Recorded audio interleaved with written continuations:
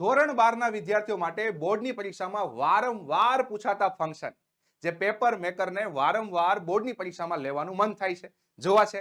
ચાલો જોઈએ.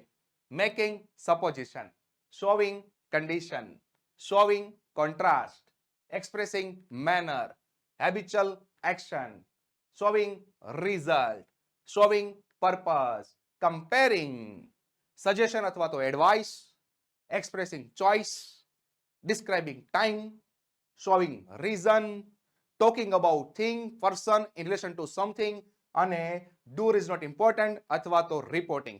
વિદ્યાર્થી મિત્રો, આ ફંક્શન તમારી બોર્ડની પરીક્ષા માટે ખાસ કામના છે, જે પેપર મેકરને વારંવાર પરીક્ષામાં લેવાનું મન થાય છે. વિદ્યાર્થી મિત્રો, ફંક્શન વિજ્ઞાન પ્રવાહના વિદ્યાર્થીઓને 16 માર્ક્સમાં આવે છે, કોમર્સ અને આર્ટ્સવાળા વિદ્યાર્થીઓને 12 માર્ક્સમાં આવે છે.